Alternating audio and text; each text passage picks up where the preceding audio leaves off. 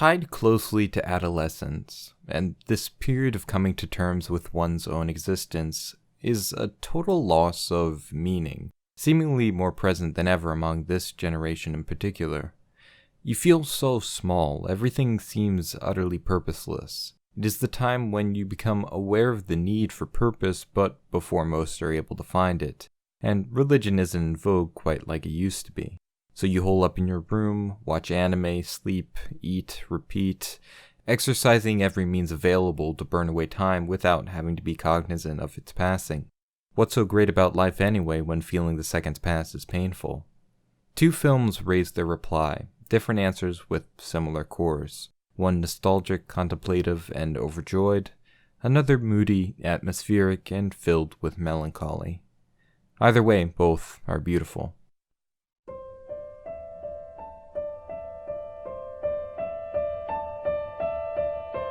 Only Yesterday follows Taiko Okojima as she takes respite from her office job in Tokyo, traveling to stay with relatives out in the country. However, as she travels, arrives, and works at the farm, memories of her 10-year-old self keep flooding back to her. In those few weeks, a romance blossoms between her and a young farmer there named Toshio, all culminating in a euphoric conclusion where she chooses this life over a return to her unfulfilling one in the city. Interpretively, it'd be pretty easy to think it as just an argument for nature, something more common in Miyazaki's films, but it goes far beyond that. Even the nature surrounding her is the direct product of the actions of their predecessors, as explicitly stated in the film. In that sense, humans created it, and is this idea of connecting with one's past that directly lines up with Taiko's own self-reflection. For Taiko, she stands at an impasse. 27 years old and unmarried, she's getting by in a middling life. To her own words, she doesn't hate her job, but she certainly doesn't love it either. Her family is pressuring her to marry, but she's not one to settle, at least not in that department. Taking a look back at this period of past, we see how these events, both big and small, shaped her, and we ultimately see it all leading her to a hopefully happier life in the future. Taiko is a creative, emotional, deeply empathetic person, and because of that she finds herself questioning if she truly deserves to be happy, wondering if her expressions of kindness are not really a cheap facade. Thankfully, the past is her anchor, and Toshio her reassurance. We're all mixed up jumbles of good memories and bad ones, but everything was responsible for shaping us into who we are. It is to embrace the past as a way to move forward, not back, appreciating every moment while still maintaining that healthy aspiration for something better. My first experience with Only Yesterday, though, was a much simpler one. I had a general sense that there was something being said, and perhaps its effect was a subconscious one, but I was far too overwhelmed with the experience of it all to stop and think. The nostalgic warmth of home, the fresh country air, the naturalness to it all. To me, at the time, it was the perfect depiction of everything that made life so meaningful. The small moments, little memories, passing seconds, natural interactions with another, awkward laughs and all, pulled me into this world and never let me out, giving me the glasses through which to turn the blur of life into something crisp and beautiful. Only Yesterday considers these small moments important ones and elevates them with the weight of such, to a degree that I felt compelled to more deeply consider each second passing before me, to appreciate my own existence as I see it unfolding. A reminder to exist, and an intensely joyful one.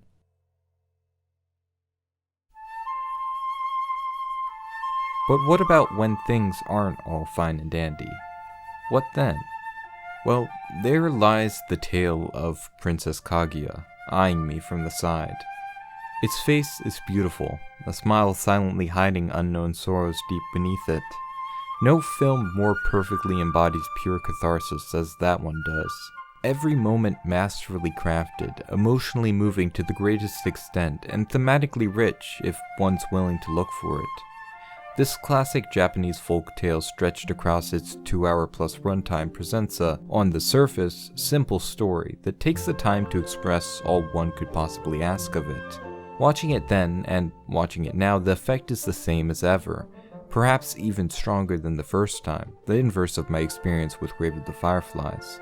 Its message means just as much to me now as it did to me when I first watched it, though our timeline has shrunken to the point that my first viewing of it was not but a year and few months change in the past.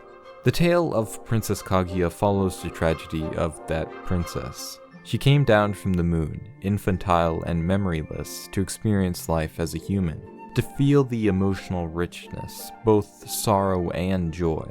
Raised lovingly by an elderly Japanese couple out in the country, when gifts of gold and a lavish wardrobe came down from the heavens, the father figure misinterpreted this as a sign that she was to ascend to the status of princess, and thus she was torn away from her happy, simple life, away from her true friends and into the rigid restraints of the noble world, finding small ways to rebel to keep the monotony of it all from dulling her down to nothing. It is in the advances of courtiers that Kaguya finds the most issue. There is only one boy, a friend from long ago, that holds a special place in her heart, and when she is embraced unawares by the king himself, who had taken interest at her rejection of even the highest of nobles, her heart calls out for escape. And, despite her wishes soon after, that escape is granted.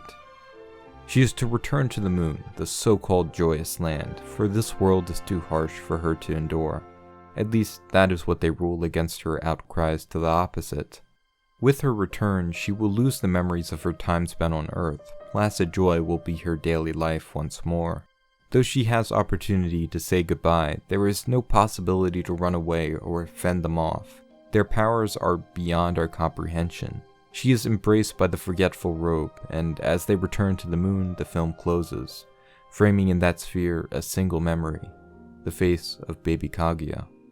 When I first experienced the film, I went in without an ounce of knowledge as to its plot. I knew it was based on a Japanese folktale, sure, but the story itself I did not. And aside from the initial premise revealed in the first 20-odd minutes, I had no preparation for the direction the film would take me. So, in that final act, a small fraction of my heart kept holding on to that hope, that she would find a way to rebel against those above her, to run away with her true love and find joy once more. But that is far from what we get. Despite its unrelenting conclusion, there's a powerful soul within Kaguya, and to know that this was the final work of director Isao Takahata before his passing, the man at the helm of this film and the previous two we discussed, somehow makes the impact even greater for me. What is the last thing affirmed by Kaguya? Despite the knowledge that all will be lost, that supposedly it was all for nothing, a chasing after the wind, her pronouncement is that it was worth it.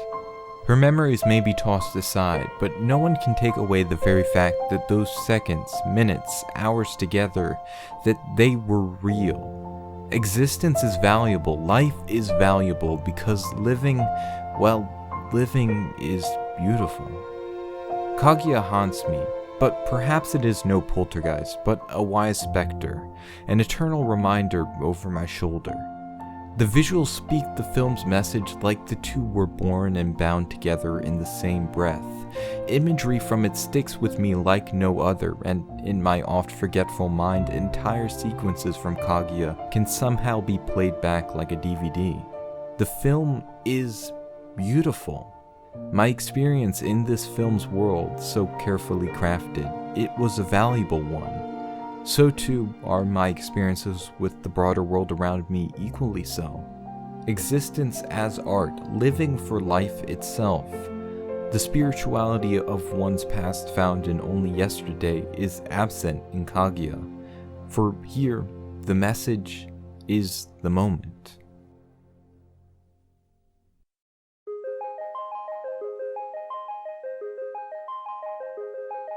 The time is 10:22 p.m., May 4th, 2019. I'm staring at a computer screen mounted on top of two cardboard boxes past their old use and having found a new one. There's an energy drink and coffee mug in front of me, both empty, a half-full bag of M&Ms, a glass that used to have some water in it. Clothes are littered on my bed and partially on the floor beside me. I've never been particularly adept at being organized when it comes to that department. My bearsuit hoodie's at my side if I need to film a vlog, or if the fairly warm temperature drops enough to justify wearing it. And in the background plays my favorite music to write to, Mort Garson's Plantasia.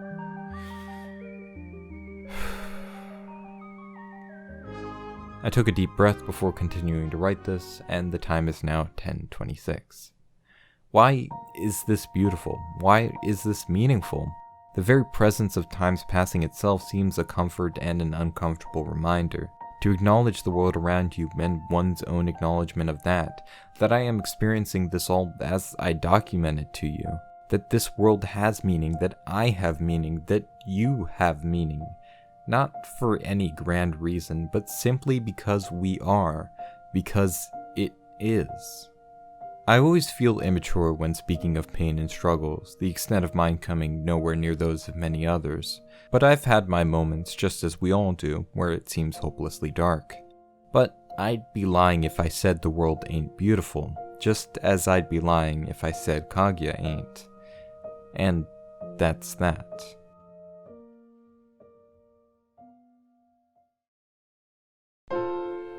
And now we encroach on the present with a film titled Whisper of the Heart. Somehow both the least and most fantastical story of them all. How am I one to speak of influence when it's been scarcely 3 months since my first viewing and my writing of it now? Well, Whisper of the Heart doesn't speak to my past, but it certainly speaks to my future. The film follows middle schooler Shizuku as she becomes entranced with a mysterious boy by the name of Seiji Amasawa, whose name she seems to find in every book she borrows, despite her reputation as an exceptionally avid reader. Eventually, destiny collides, and upon meeting she finds a quiet, intelligent, and charming young boy with his mind set on a very specific path. In spite of his parents' resistance, he is determined to go to school in Italy to become a luthier, or violin maker. And at seeing this, Shizuku is awakened to her own lack of drive, that she knows not what to do with herself. From there, she turns to an untapped passion, her ability in writing, and while Seiji is away for a 2-month trial period to reassure his parents, Shizuku too decides to challenge herself by writing a story. Inspiration inspires. The timing of it all is so apt it seems almost ridiculous, but the past year of my life has been so strongly defined by that search that seeing it reflected on screen was an experience like no other. What's the story I want to tell? What's the story I want to be? That is what I kept and keep asking myself, what drove me forward day by day. To open myself to failure, to take risks and challenge my own abilities, stumbling along the way and hoping I was at least vaguely pointed in the right direction. Whisper of the Heart captures so much of what I value, so much of my own experience, and all in such a perfectly wrapped package. We're all out there looking for the thing to give us meaning and satisfaction, to find in other people what we want to find in ourselves, and oftentimes a close, if fresh bond can be just the way to do so. Sure, we're nervous, we fret and we cry and we think, I don't know. We get fed up and argue and shout and scream at others, at ourselves, at the expansive sky unfolding before us. Yet, at its core, this is pure joy, and that's why we're doing it. Whisper of the Heart may be more dotted with melancholy than Only Yesterday, or other simple yet uplifting tales, but ultimately what defines it are those peaks of euphoria. The satisfied exhaustion of a finished story, the elated promise that closes the film. The final line is, I love you, after all. All this happiness which feels earned, lasting, and satisfying. Polishing that rough stone into a luminescent gem is a laborious process, but that transition is, perhaps, part of the beauty in itself. I may not be quite there, but hopefully I have a little sparkle. That hope's all I can rely on. Chipping away to get closer and closer to meaningful expression and self-understanding, if one could even call the two separate entities. I dropped out of college, found a field of work I enjoy, and yet I'm far from finished searching. I published a month of daily videos, released an album, started a comic, and made my first attempt at a truly big video project. Once the high of something finished is past me, I still want to cry out to anyone that sees it the same way Shizuku did to the old man. It's not good, don't you see? I totally messed up here and here and here. But his smile reassures me. Keep on working, keep on showing, and keep on polishing. And never stop digging. All the way down to the core.